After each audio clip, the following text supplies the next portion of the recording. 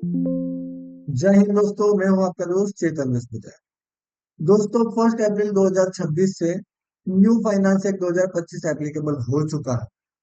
अगर आप 1 अप्रैल 2026 के बाद कोई असेट बेचकर सेक्शन 54 ईसी, जो कि अब है सेक्शन 85, उसके अंदर एग्जेम्पशन क्लेम करना चाहते हो कैपिटल गेन का, तो आपको ये वीडियो देखना बहुत जरूरी है। वैसे एक छोटा सा चेंज है, लेकिन उसका इम्पैक्ट बहुत बड़ा रहेगा। तो आपको मैं डिटेल में एक्सप्लेन करूंगा, साथ में केस लो भी एक्सप्लेन एक्सप्लेन करूंगा। सो वीडियो में जुड़े रहिए और एंड तक देखते रहिए, और साथ ही साथ नए अपडेट्स के लिए चैनल को सब्सक्राइब कर लेना अगर आपने ऑलरेडी सब्सक्राइब नहीं किया है तो, ताकि आपको इम्पोर्टेंट अपडेट्स मिलते रहे। सबसे पहले हम समझते हैं कि दोनों सेक्शन के बीच में अंतर क्या है। तो सबसे पहले सेक्शन 54 ईसी, ये है पुराना एक्ट, और सेक्शन 85 है न्यू इनकम टैक्स बिल 2025 के हिसाब से। तो सेक्शन 54 इसी क्या कहता था, transfer of specified long term capital asset. तो 55 इसी कहता है long term capital asset transfer होगा तब आप इसके अंदर एग्जेम्पशन क्लेम कर सकते हो। लेकिन सेक्शन 85 क्या कहता है, amount of long term capital gain, long term capital gain होगा तो ही आप यहाँ पर एग्जेम्पशन क्लेम कर सकते हो। अब आप कहोगे लॉन्ग टर्म कैपिटल असेट है तो ऑब्वियसली कैपिटल गेन भी लॉन्ग टर्म ही होगा। तो आंसर है नो, ऐसा बिल्कुल भी नहीं है।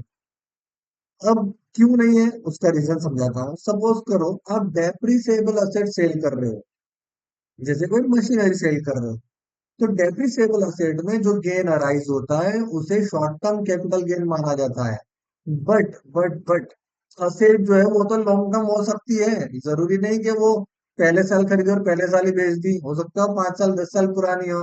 तो वो असेट लॉन्ग टर्म हो सकती है और कैपिटल गेन जो होगा शॉर्ट टर्म हो सकता है। तो इन दोनों के बीच में एक छोटा सा अंतर है, और इसके ऊपर एक सुप्रीम कोर्ट का जजमेंट भी है। जब अब वो रिवर्स हो जाएगा due to amendment in section, amendment कह लो या नया सेक्शन इंट्रोड्यूस हुआ है न्यू फाइनेंस एक्ट के अंदर, सेक्शन 85। तो पहला अप्रोच क्या था, असेट बेस्ड अप्रोच था कि भाई लॉन्ग टर्म असेट बेचोगे तो एग्जेम्पशन क्लेम मिलेगा।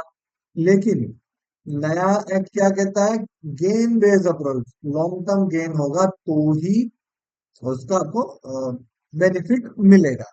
तो एक बार मैं सेक्शन की वर्डिंग जो है आपको दिखा देता हूँ। ये रहा सेक्शन 54 ईसी, थोड़ा जूम कर देता हूँ आपके लिए। तो सेक्शन 54 इसी सबसेक्शन 1 क्या कहता है, वेयर कैपिटल गेन, देखिए सिर्फ लिखा है capital gain arise from transfer of long term capital asset.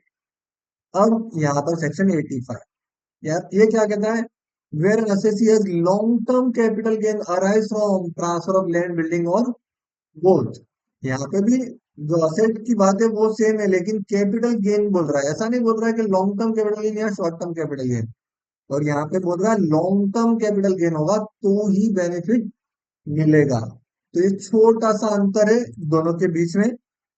तो अगर आप कोई डेप्रिसिएबल असेट सेल कर रहे हो तो आपको ध्यान देना है कि आप सेक्शन 54 ईसी यानी कि सेक्शन 85 जो नया है उसके अंदर एग्जेम्पशन क्लेम नहीं कर पाओगे ऑनवर्ड 1 अप्रैल 2026।